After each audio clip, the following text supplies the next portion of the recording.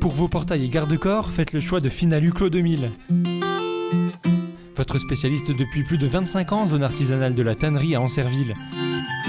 Contactez-nous pour vos études et rénovations 03 29 75 22 25 ou sur clos2000.fr. Ouvert du lundi au vendredi et le samedi sur rendez-vous.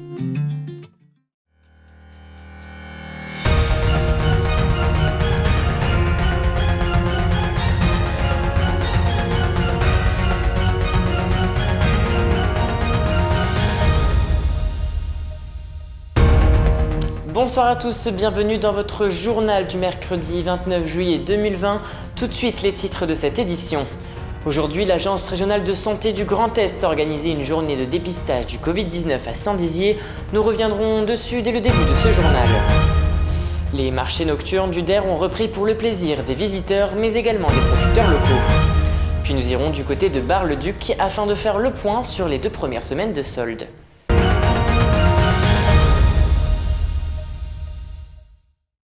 Je vous le disais en titre, dans le cadre de la lutte contre l'épidémie de la Covid-19, l'ARS a mis en place une journée de dépistage à Saint-Dizier ce mercredi 29 juillet de 9h à midi et de 13h à 17h au centre hospitalier. Sans rendez-vous ni ordonnance, il suffisait de se munir de sa carte vitale.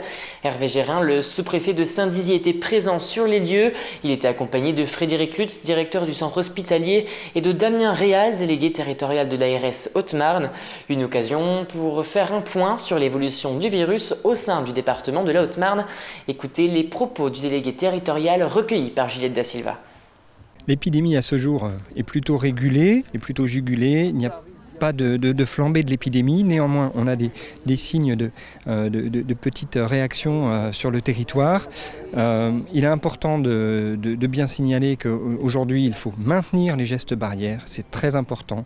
Garder le masque quand on rencontre les personnes, éviter d'embrasser les gens, continuer à se laver les mains. C'est important, on le martèle.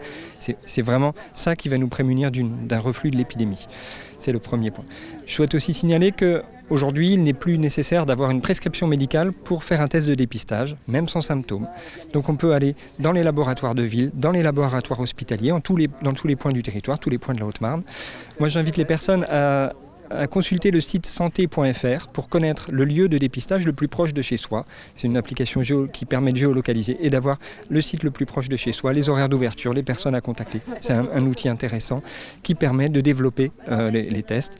Et moi, j'invite les personnes à faire des tests, notamment en cette période de rassemblement, cette période estivale où les personnes vont aller rencontrer des membres de leur famille, de leurs amis. C'est important de se dépister pour savoir et se protéger soi, certes, mais surtout protéger ses collègues, ses amis et sa famille. Chaque vendredi soir au lac du Der se tient les marchés nocturnes. Des producteurs locaux sont présents afin de mettre en avant leur savoir-faire. Un événement très apprécié par les touristes au lendemain de la crise sanitaire et ce qui permet également de faire revivre le lac. Regardez. Au bord de l'eau, touristes et producteurs ont rendez-vous chaque vendredi soir. Dans le cadre des marchés nocturnes du lac du Der, une trentaine d'exposants est présent afin de faire découvrir leur production. Une belle aubaine pour ces producteurs locaux. Nous, on a fait les marchés du Der parce que déjà le cadre, on est quand même bien installé et c'est sympa. La population, il y a les vacanciers, il y a les gens du coin, il y a du monde. Donc pour faire connaître l'entreprise qui est quand même jeune, je pense que c'est un bon point. En effet, dans ce cadre touristique avec un air de vacances, les visiteurs apprécient la démarche et prennent plaisir à vagabonder dans les allées du marché. Première fois qu'on vient, mais a priori c'est bien achalandé, donc il n'y a pas de souci, c'est parfait. Nous on n'est pas d'ici, on est en vacances, donc c'est pour ça qu'on se promène un petit peu. C'est la première fois qu'on vient par là, donc c'est très bien. On n'habite pas très loin, donc on est venu faire un petit tour. Voilà, c'est une occasion de sortir. C'est sympathique, c'est très sympathique.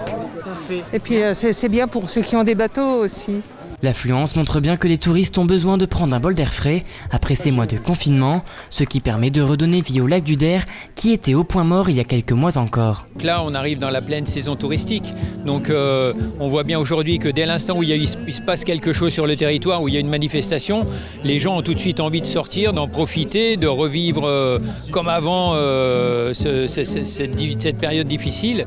Et donc, on reçoit toujours un accueil hyper favorable quand on organise aujourd'hui là.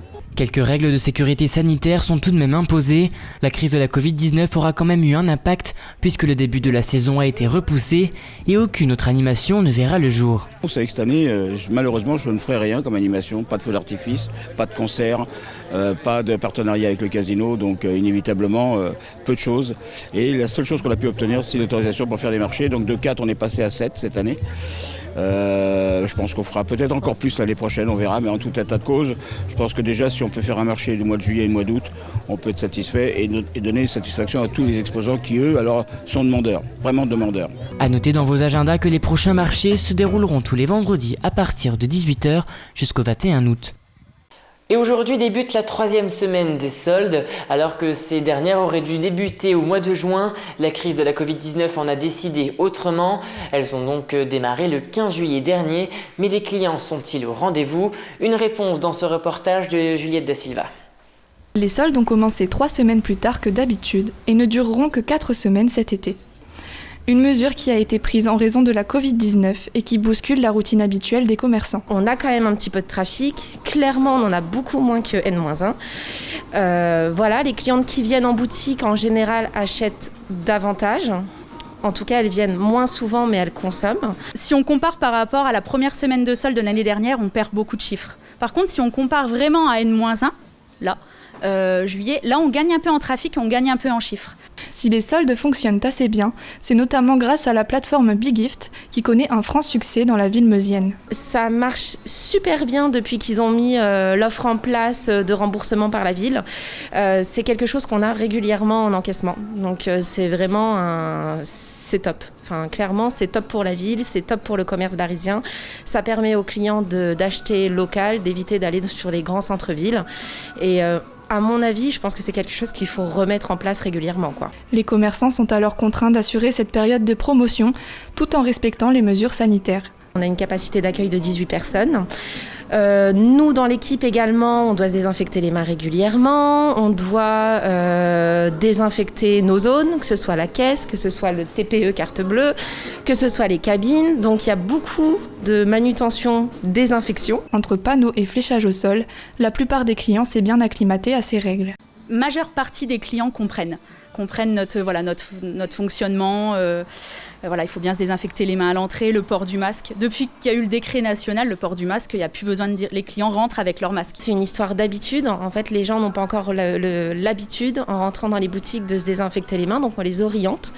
Dans ces 2 enseignes, la désinfection des vêtements est particulièrement prise au sérieux, soit par isolation, soit grâce au steamer. Les produits, nous, quand ils sont essayés, il y a quelques temps, on les mettait en quarantaine, on appelait ça en quarantaine. Maintenant, on les met sur notre rack, sur notre penderie, et on les désinfecte avec un steamer à l'aide de la vapeur. En fait, le chaud tue les bactéries et nous permet de remettre plus rapidement nos produits en rayon. Si en cette 2e semaine, les clients semblent être au rendez-vous, l'écart reste quant à lui trop important pour rattraper les pertes occasionnées au mois dernier.